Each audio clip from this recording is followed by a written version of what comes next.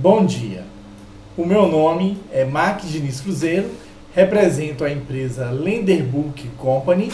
Estou aqui para apresentar mais uma invenção que servirá como uma ideia que reforça a tese de alguns filmes meus.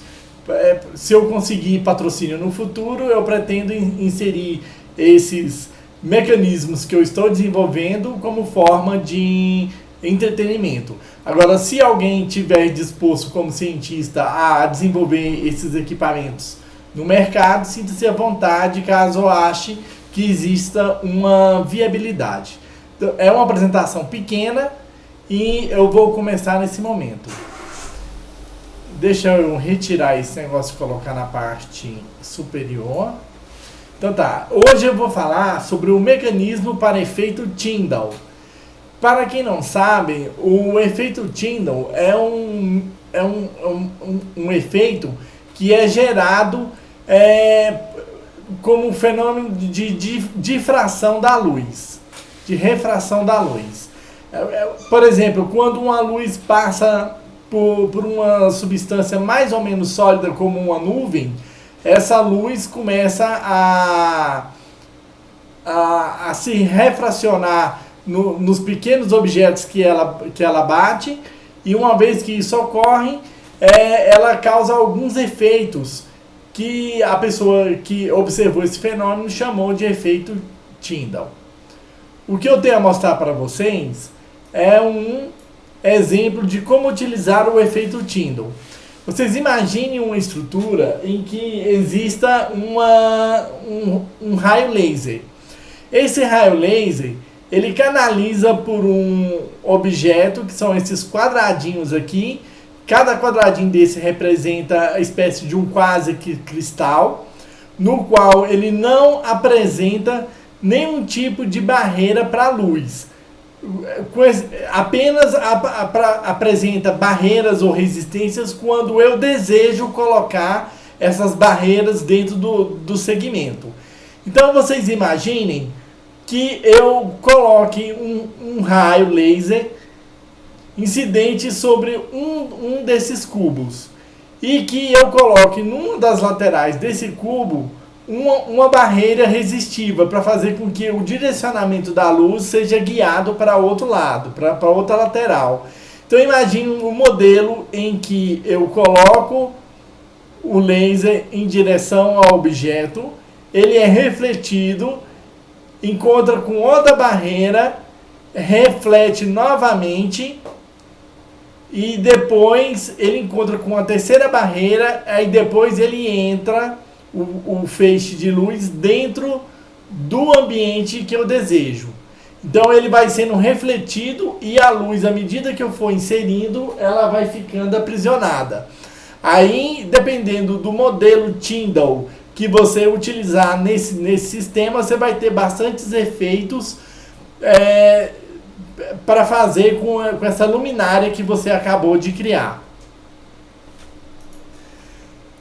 Continuando.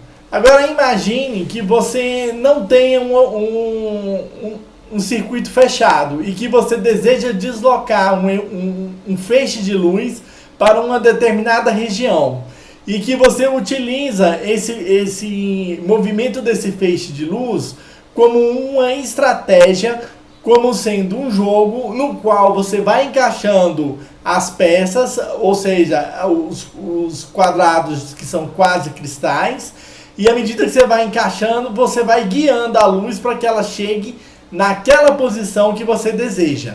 Aí você pode pensar em fazer uma espécie de um jogo no qual a pessoa que for mais rápida, mais célere em desviar a luz para canalizar para o ponto ideal onde você quer construir a sua reta de chegada, então você vai conseguir desenvolver um esquema no qual você vai gerando um circuito lógico no qual essa luz vai sendo guiada. Este modelo aqui vocês também podem observar numa tecnologia anterior, no qual eu havia mencionado em um dos meus vídeos que está no YouTube, que é a impressora 3D que mexe com objetos que movidos, perdão, que são encaixados via eletromagnetismo. Esse mesmo princípio pode ser utilizado para também criar circuitos lógicos dentro dos segmentos no qual você pretende formar um circuito eletrônico dentro do objeto que você está fabricando. Agora vamos pensar em um modelo no qual você tem 4 lasers e cada um desses lasers emite uma luz. Uma luz 1, 2, 3 e 4. Que eu representei o laser como sendo o laser A, o laser B, o laser C e o laser D. Aí nós fazemos variações em torno desses 4 lasers que são lançados dentro desse circuito eletrônico que a gente está querendo formar, né? No qual eu tenho várias combinações. No qual esses 4 lasers me permitem que eu faça combinações inteligentes de 16 comandos diferentes que eu posso atribuir ao meu sistema que eu estou gerando, né? Então imagine que eu tenha um sistema computacional no qual eu ordeno o código, eu falo para o meu sistema que primeiro eu vou lançar sobre o circuito o código 5, depois eu lanço o código 1, o código 16, o código 7. E as luzes do laser vai apagando e acendendo de acordo com os níveis que vão estar iniciados. Por exemplo, o código 4, apenas o laser de luz 1 vai estar ativo. Enquanto que no código 8, apenas o laser de luz 1, 3 e 4 vão estar ativos. Eu vou aprofundando aos poucos o pensamento para vocês entenderem. E vocês imaginem que vocês têm um circuito lógico no qual vocês têm um painel de fótons, né, semelhante a um painel de energia solar, no qual o seu objetivo é fazer com que você canalize um laser através de um trajeto e fazer com que esse laser incida sobre um dos locais desse quadrante. Então, se a luz do laser 1 estiver ativa, ele vai acionar esse quadrante onde está a letra A. Se a luz do laser B estiver ativa, vai acionar esse quadrante da luz 2. O C referente à luz 3 e o D referente à luz 4. Aí você imagine uma situação hipotética em que os 4 lasers estão ativos e você deslocou os 4 lasers através do circuito e fez com que eles chegassem até o circuito integrado das luzes fotoelétricas. Então eu sei, neste caso aqui, que houve uma irradiação nos 4 quadrantes. Então que, portanto, irá conduzir uma eletricidade por cada um desses quadrantes. Mas até agora a ideia não está muito clara, então nós vamos continuar. Então vocês imaginem uma situação que a cor mais clara aqui são os quadrantes que estão energizados. Ou seja, eu apontei o laser 1 e o laser 2 para o meu circuito e através de movimentos de reflexibilidade eu fiz com que chegasse até as luzes fotoelétricas, os painéis fotoelétricos, a luz 1 e a luz 2. Então, quando eu consigo chegar à luz 1 e à luz 2, eu consigo perceber que esse setor onde está a letra A está cheio de energia e o setor onde está a letra B também está cheio de energia. Isso vai fazer com que eu coloque um circuito aqui, indicando que aqui haverá uma fuga de energia, ou seja, a próxima vez que ele canalizar um circuito, ele vai deslocar, converter essa luz da célula fotovoltaica em forma de energia para conduzir uma saída inteligente. Aqui dessa forma, nós temos a luz 3 e a luz 4 ativas. Então, ele vai deslocar energia para um setor diferente do que esse outro setor. Aqui, novamente, a luz 1 e a luz 3 estão ativas. Então, é outro setor em que vai ser deslocado também energia. Outro exemplo, o setor B e o setor D, ou seja, a luz 2 e a luz 4. Elas também vão deslocar o circuito em outra direção. E dessa forma, a luz 1 e a luz 4 vão estar em outro setor, e a luz 2 e a luz 3 vão estar em outro setor. Então, a gente imagine os 4 lasers interagindo, em que, nesse caso, apenas 2 luzes estão ativas e elas estão sendo encaminhadas para a placa fotovoltaica, e essa placa fotovoltaica vai sinalizar um tipo de atividade em que vai interligar esses 2 elementos como fonte de energia que vai estar inicializada. Então a gente pode imaginar esse circuito integrado em que tem 4 posições como variações de cores, de luzes, de carga, de impulso, de som, de umidade e de descarga. Então, imagine um modelo onde a gente tem, por exemplo, se eu sei que o código que eu lancei de luz equivale a um comando, eu posso dizer que esse código 1, ou seja, quando ele acender a luz 1, 2, 3 e 4, a reação do meu circuito elétrico é acender uma cor vermelha. Pode ser de um LED, por exemplo.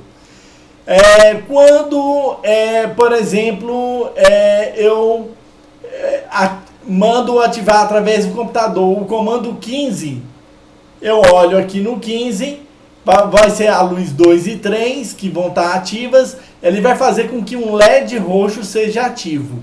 Quando aquele circuito significar que seja uma luz que ele vai ativar, ou seja, pode ser um outro tipo de laser dentro do circuito, ele vai estar dizendo para mim, por exemplo, se o código for 3 nesse exemplo, que acender a luz 1 e 2 vai ativar uma luz como saída ultravioleta. Ou, por exemplo, se eu pretendo fazer um acúmulo de carga em um capacitor, então eu tenho que, se eu utilizar o comando número 11, que é ativar apenas a luz 2, eu vou ter um total de 70 coulombs de carga colocado nesse capacitor que eu coloquei. Da mesma forma, eu posso pensar em um comando para um impulso, no qual eu vou ter uma frequência de hertz que eu vou ter acumulado dentro daquele mecanismo. Ou pensar cada um desses códigos como sendo notas musicais que serão acionados em um alto-falante, no qual esse alto-falante irá corresponder ao som de acordo com o código que eu inseri dentro do circuito lógico.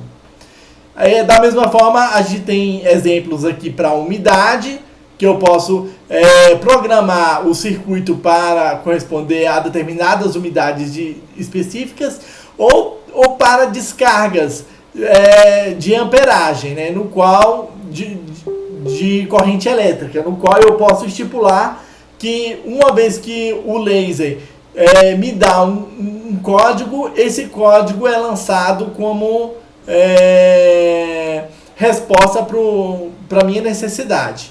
Então vocês imaginem uma situação que eu tenho a instrução 7 e em seguida a instrução 6.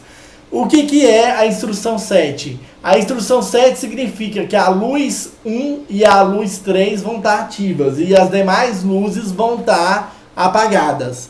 Então, eu imagino a situação, eu encaminho os 2 lasers, eles atingem o circuito integrado, aí ele diz, a região A e a região C vão estar ativas. Se a região A e C estão ativas, é sinal de que elas vão abrir o canal de comunicação no qual ela vai começar a jogar corrente elétrica através desse circuito, e essa corrente elétrica vai chegar a um outro circuito integrado que vai acionar uma ordem, ou seja, nesse caso ele vai acionar a luz vermelha, né? Ou seja, ele vai acender uma luz vermelha.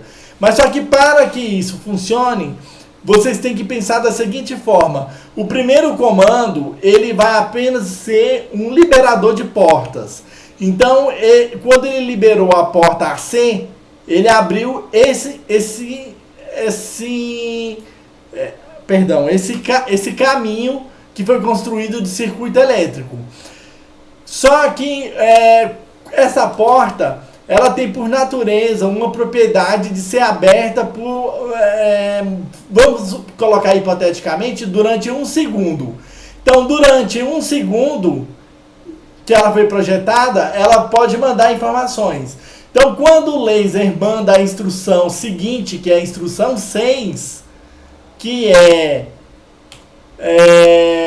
a porta A e a D acionadas, então a primeira instrução, que era a 7, que era A e a C, abre a comporta. A segunda luz de comando, quando é encaminhada, ela vai dizer para ele que nessa comporta AC é para ele fazer com que a luz vermelha seja ativa. Da mesma forma, se o comando fosse uma outra instrução, eu poderia ativar, vamos supor, se fosse 9, por exemplo, ativar uma outra porta que daria sentido para esse outro caminho, no qual poderia, em vez da luz vermelha, acionar um som no alto-falante que seja a nota Fá da escala musical. Então a gente pode imaginar esse circuito integrado como sendo um circuito que possibilita vários tipos de conexões. Mas no caso, imagine que até agora eu trabalhei com uma estrutura totalmente linearizada, no qual ele permite apenas abrir uma comporta, ou seja, uma única direção. Mas nesse caso, eu tenho uma atividade e no qual eu consegui lançar 3 luzes: a luz 1, a luz 3 e a luz 4. Nesse caso, ela é suficientemente forte para fazer com que a comporta AC seja liberada e esse comando do CI integrado seja liberado dessa forma. E também a luz 3 e 4, que é a C e a D, liberam a outra comporta que ao mesmo tempo exerce essa segunda atividade secundária, que poderia ser, por exemplo, uma coleta de temperatura, né? Então, quando eu combino mais de uma área das células fotovoltaicas, elas me permitem canalizar energia para que mais de uma ação seja feita ao mesmo tempo. Então vamos continuar. Pronto, acabou. Então esse mecanismo, ele é uma alternativa inteligente para sair de um modelo linear e você começar a trabalhar com um modelo multilinear, né? No qual você pode fazer variações dessas intensidades de energia e provocar efeitos diferenciados dentro do seu modelo, utilizando o efeito Tyndall, né? É uma espécie de economia para você fazer circuitos integrados. Uma vez que você desloca a inteligência do seu circuito mais para os componentes periféricos, no qual você vai ter que ter mecanismos de reconhecimento da codificação de dados que você encaminhar através da frequência de luz, e essa frequência de luz ela vai ativar aquela reação que você deseja. Então eu espero que essa informação tenha sido bastante útil para vocês que são desenvolvedores de novos equipamentos, e quem sabe no futuro eu consiga verba suficiente para fazer um filme. E esse filme, eu vou poder produzir alguns equipamentos malucos que sirvam de incentivo para que outras pessoas também possam desenvolver suas experiências e equipamentos auxiliares. Agradeço mais uma vez. Qualquer coisa, entrem no meu site www.lenderbook.com e, haver necessidade, entre em contato por e-mail através do lenderbook@gmail.com. Agradeço e até uma próxima oportunidade.